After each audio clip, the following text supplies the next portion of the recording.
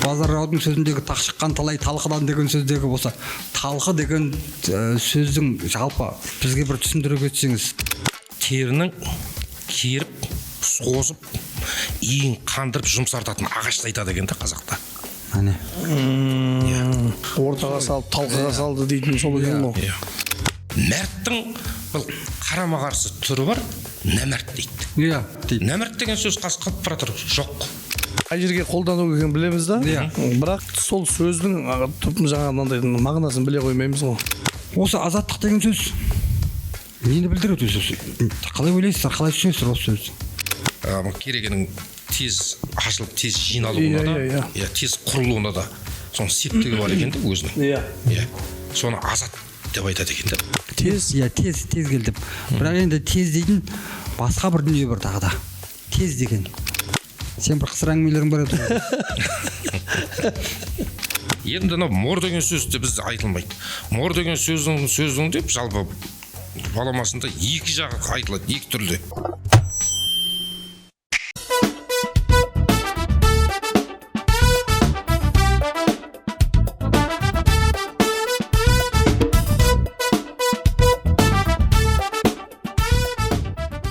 Қайырлы күн. Анағы Тағзым орталығы YouTube арнасының көрермендері, бүгін бізде жаңа түсірілім Шырағдан подкасты. Бүгін бізде қонақта белгілі жырау, Қорқыт Ата атындағы университеттің оқытушысы Руслан Ахметов ағамыз келіп отыр. Қош келдіңіз аға. Қош келдіңіз Реке. Жыраулық өнердің нағыз ана тілдің сөздің мәйегін тұтынып соны ұстап жүрген адамдардың бірісіз ғой. Сізге енді қалай деп сұрақ қоя алмапсыз. Иә. Нағыз ортасынан келіп отырғаннан кейін енді бұл бүгінгі мынау подкастқа сізді шақырғандағы бір ойымыз біздің көрермендерімізге тыңнан бір әңгіме айтады ғой деп, тыңнан түрен салып дегендей, тыңнан бір әңгіме айтады ғой деп шақырып отырмыз. Жырау шақырып отқаннан кейін жыраудың сөзімен бастайық. Ана Шоқан Уәлихановтың қазақта бұқардан кейінгі жырау базар жырау еді ғой дейтін сөзі бар ғой. Сол базар жыраудың мынадай сөзі бар.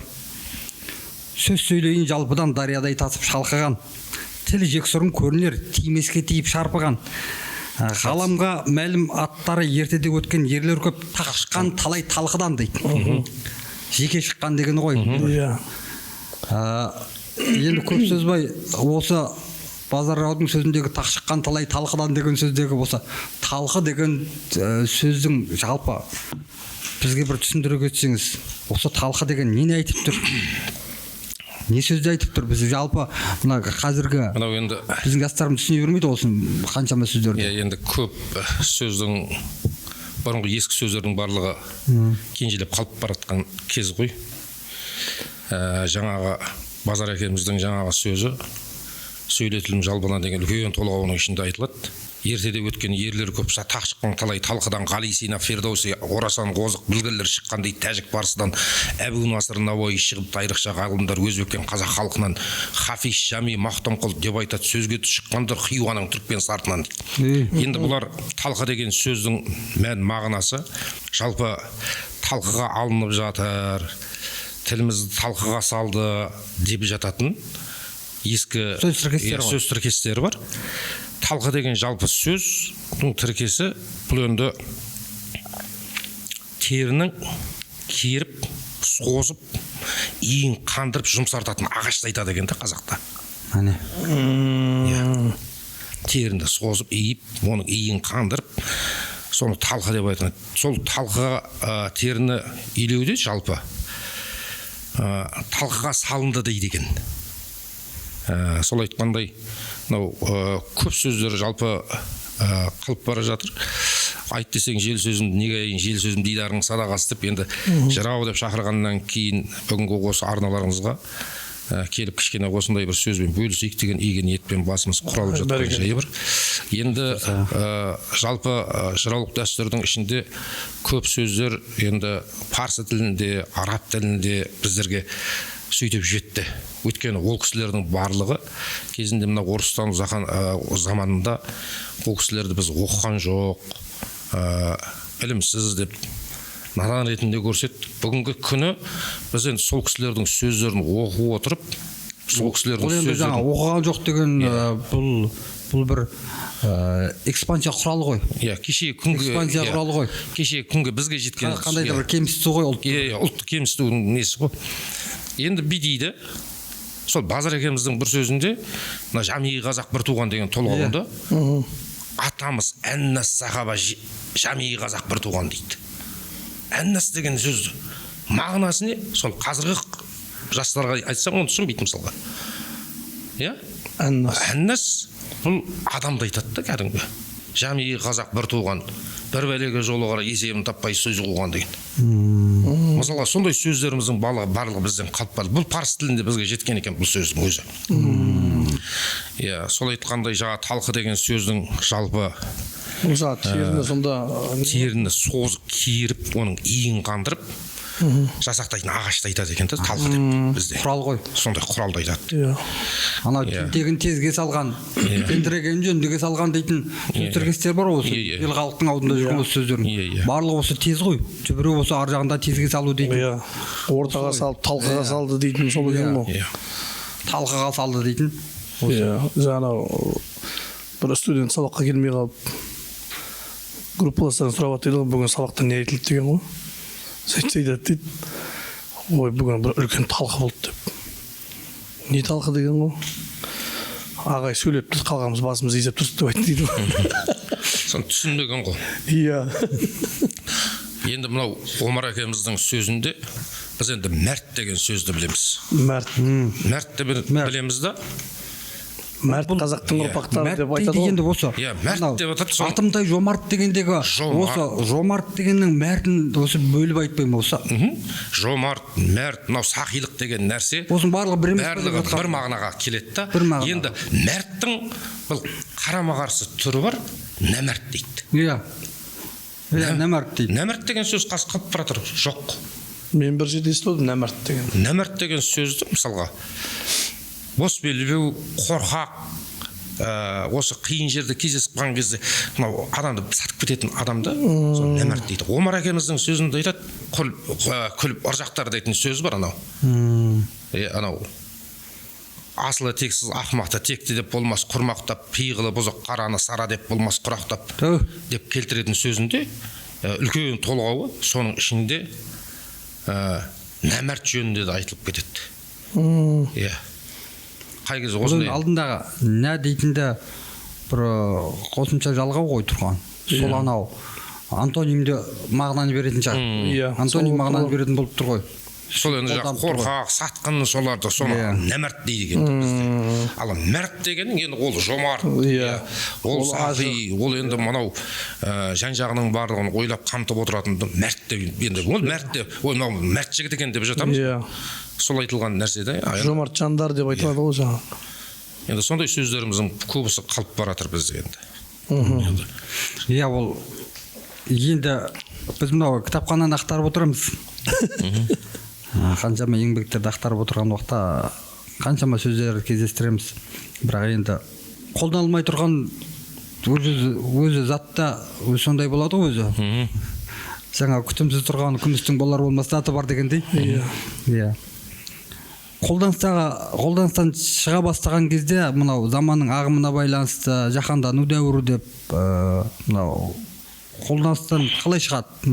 Мысалы күнделікті біз қолданыстағы құрал заттарымыз біз осыған теңеу арқылы айтатын сөздеріміздің барлығы қолданыстан шыққан кезде, осы заттар қолданыстан шыққан кезде осыған қатысты айтылған теңеу сөздеріміз де қолданыстан шыға бастады ғой. Тұрмысымызға байланысты. Бәрі дамып барады ғой енді. Иә. Содан кейін бірақ сол сөздер бар, айтамыз.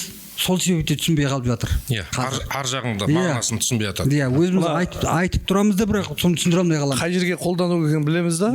Бірақ сол сөздің жаңа мынандай мағынасын біле қоймаймыз ғой. Енді сондай сөздердің бірі бар. Түрен дейді.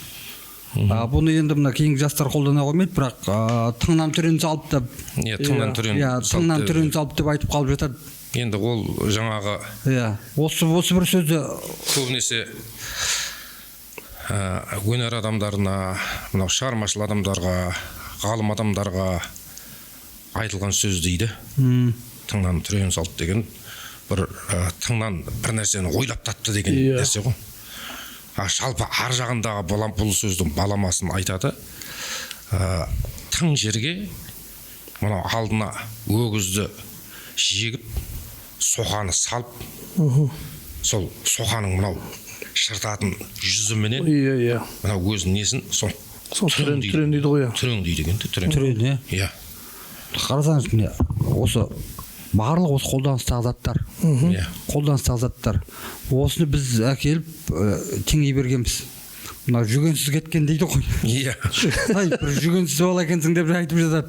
Мысалға аттың басындағы жүгенді осы теңеулерді көрдіңіз ба деймін бе? Дәл осындай бұл түренде сондай екен. Мынау соқаның тісі кәдімгі. Бұны енді біз қолдана бермегенден кейін қазір ол комбайн өзі соқа, мынау трактор жерді жыртып комбайн жинап жүргеннен кейін ол трактордың артындағы соқаның тісін түрендемейтін белгілейді осы үлгілер. Бізде мысалға оқуға келгенден бастап, Алмас көкемізге келгеннен кейін, осы Руслан ағайлардың қасында жүргеннен кейін барып біраз нәрсені біліп не қылдық қой.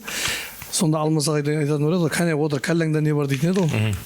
Кәллә дейтін естіп, сол кезде басында не бар, соны кейіннен білдік қой. Сол бірінші курсқа, енді мен дайындық курс оқыдым ғой, 1 жыл білесіз ғой. Сіздерге барып жүрген кезде.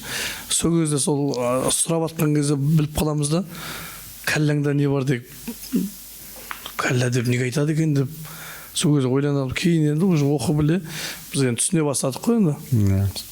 Ағаларымыздың қасында жүріп, Руслан ағамның қасында жүріп, талай қызықты күндер өтті, талай гастрольдерде бірге болдық.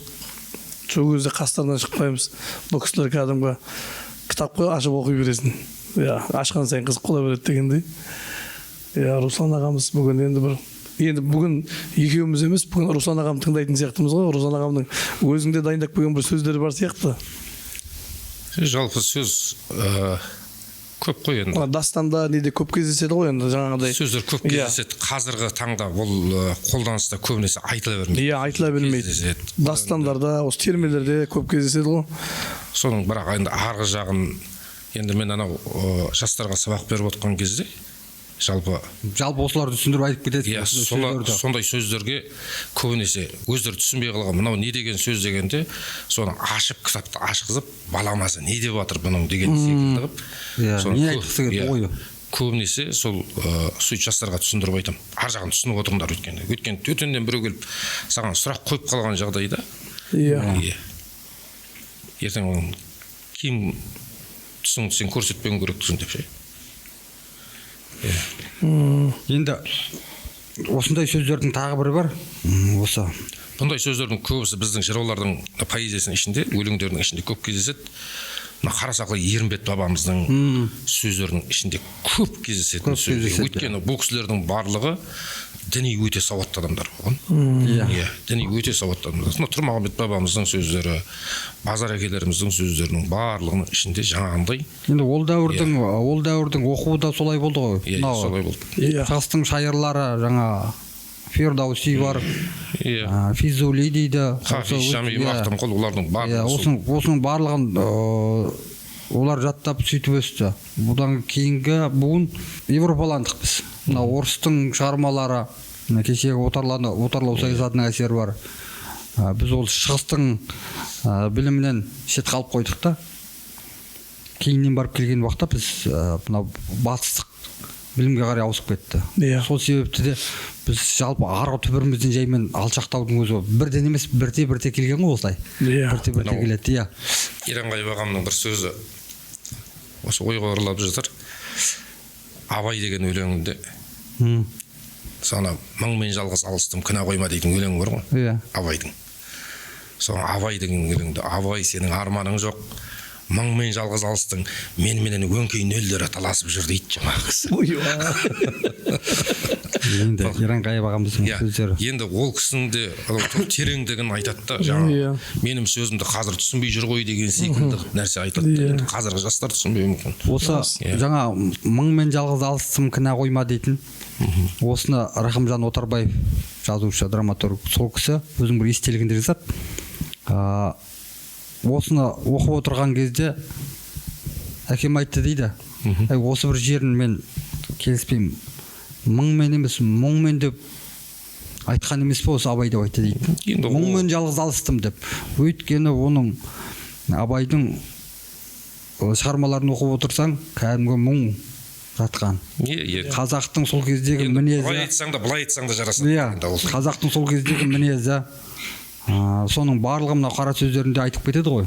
Сол кезде қазақтың кемшілігі, мінез кемшіліктерін осы қаншамасын айтып кетеді. Соны айтады ғой Рахымжан Отарбаев.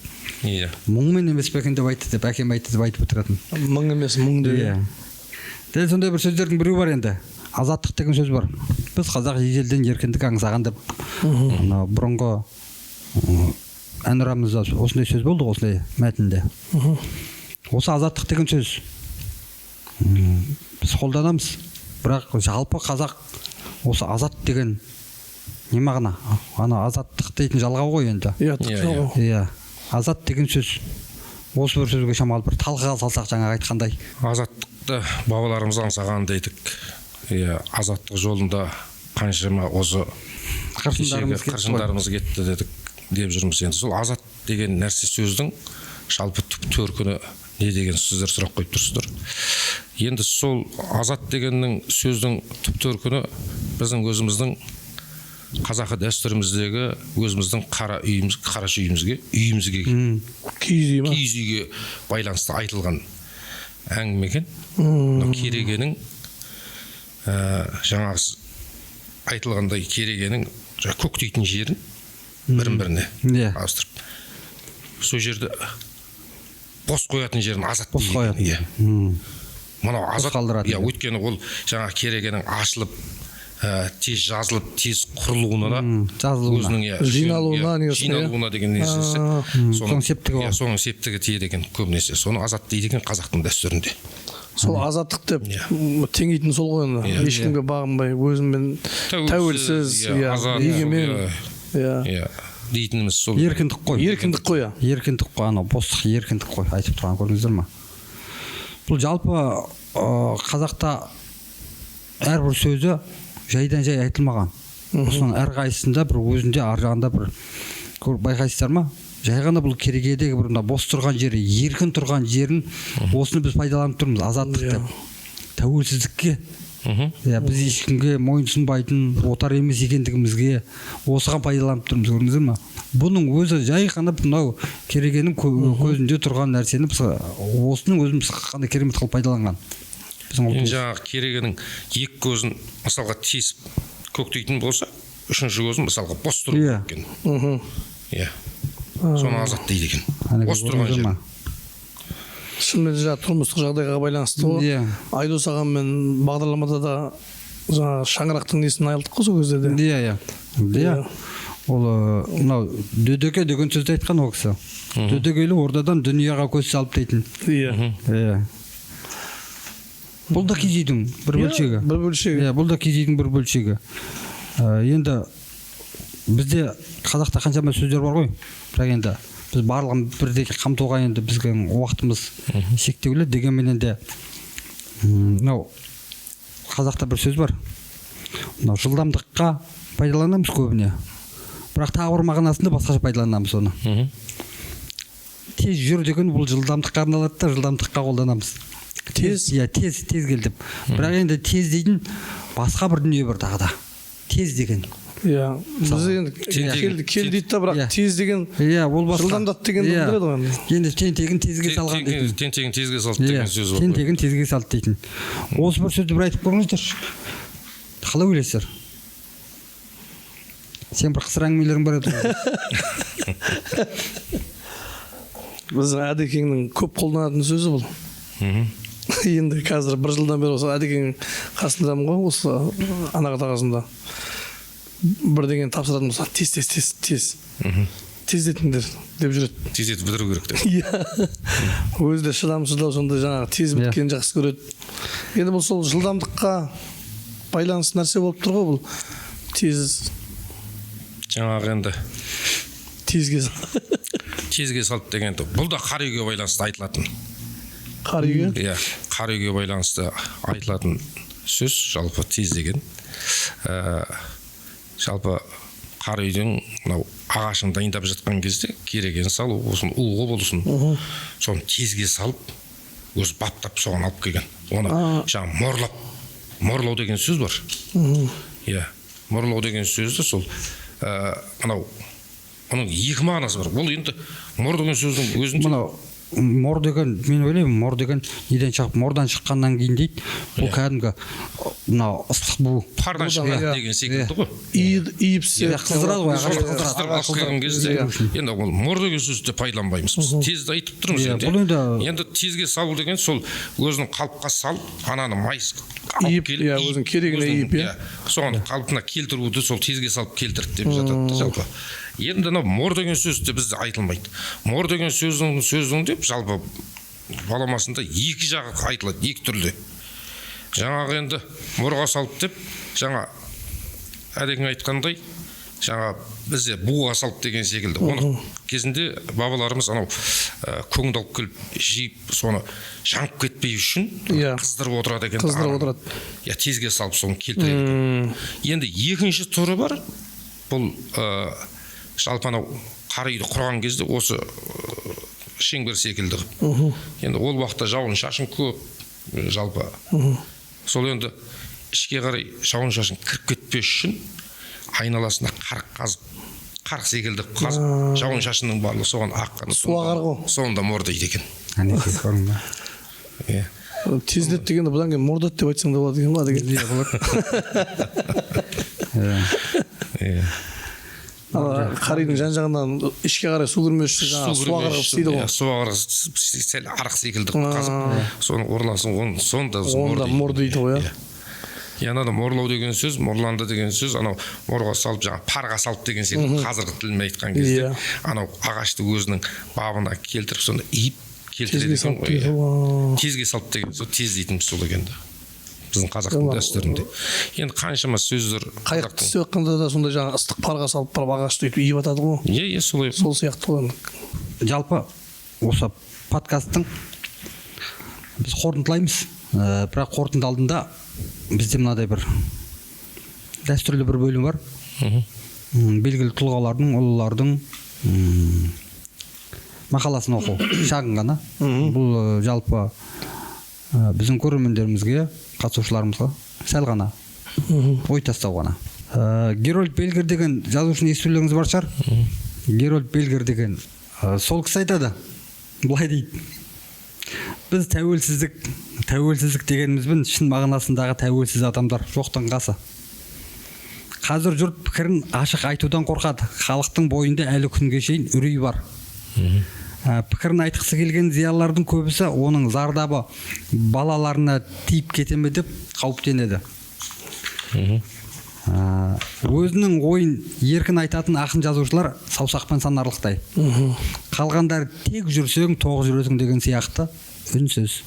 Менің достарымның араласып жүрген жазушыларымның көбісі осы Бельгер сөйлесін, оған ештеңе бола қоймас, неміз қой деп бәрін маған ысыра салады.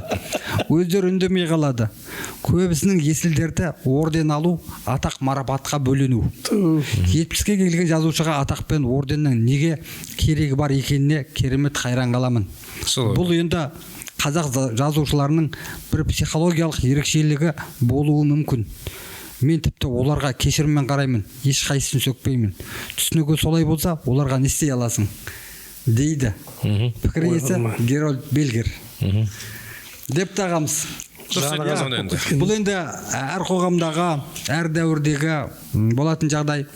Оны осындай әр дәуірдің өз жазушылары осылай суреттеп отырған қоғамның құбылыстарын болып жатқан әртүрлі. Бұны енді біз қандай да бір адамға бір тікелей бағыттап айтып отқанымыз жоқ. Жалпы қазаққа ой тастау. Шырағдан деген қазақтың дәстүрін, қазақтың салт санасына бір ой салатындай бір үлкен бағдарлама ашып жатқандарыңызға мен біріншіден қуаныштымын. Мына сіздер YouTube арнасына, мынау мысалға әлеуметтік желі арқылы осы бағдарламаларды таратып көп насихатталу керек қой деп ойлаймын. Насихатталу керек. Өйткені мынау YouTube арнасын ашып қалады, жаңа балапанды ашып қалады да, орысша бір мультфильмді қосып береді жаңа кіттай балаға.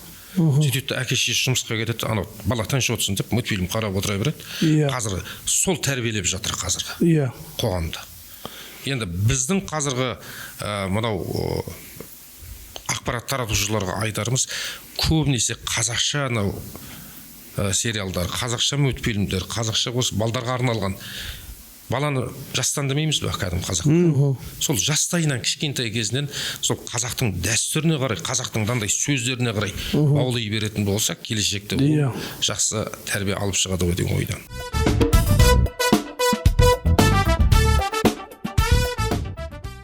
Жыраулардың сөзі кешегі 19 ғасырда жыраулық поэзияның дамыған шарықтау шегіне жеткен кезі ғой енді. Сол енді бір-екі терме айтып берейін, сырдың елі, жырдың елі дейді. Бүгінгі осы бағдарламаға келгеннен кейін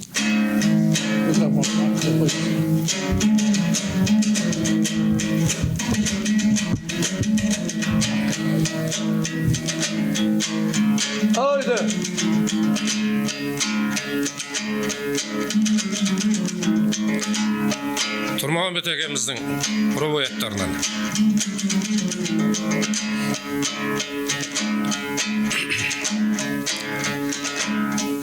Ей көңілім,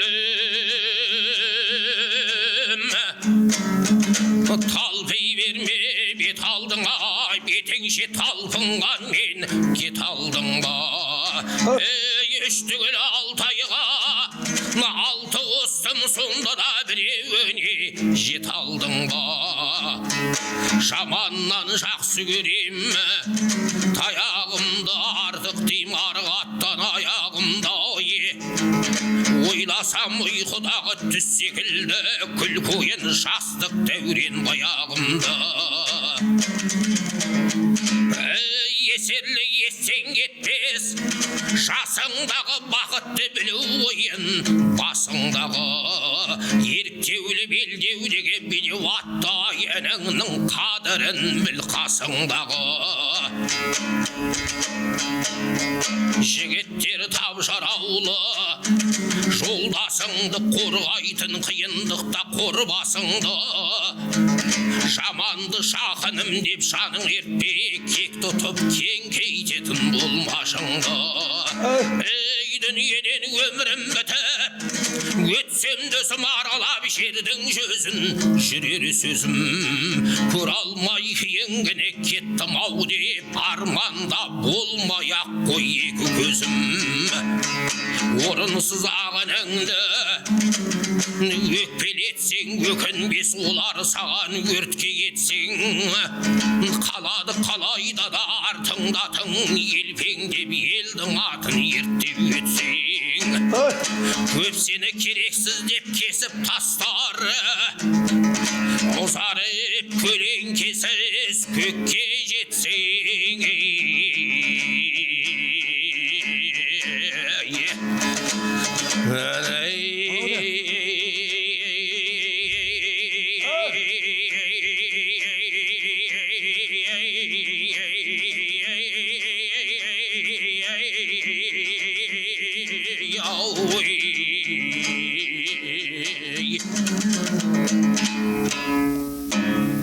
Керемет, рахмет, көп рахмет.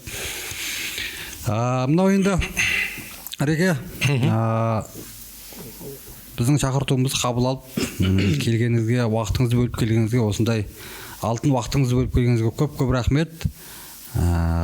Сізге жалпы өнерде, мына еңбекте, қызметте шығармашылық табыс тілейміз. Рахмет. Аман болыңыз, сау болыңыз. Жалпы ұлт руханиятына жұмыс жасаудан шаршамаңыз, осы жолда қажымаңыз, қалмаңыз дегеніміз келеді. Рахмет, Руслан аға. Аман болыңыз, сау болыңыз. Өздеріңізге де көп рахмет айтамыз. Қай уақытта да осы анаға тағзым орталығының қызметкерлері өздеріңізбен тікелей байланыстамыз. Қандай іс-шараларыңыз болып жатса, соның басы-қасынан табылуға әрине тілектеспіз. Рахмет аға. Мынау әрбір түсіріліп жатқан түсірілімдеріңізге сәттілік тілейміз.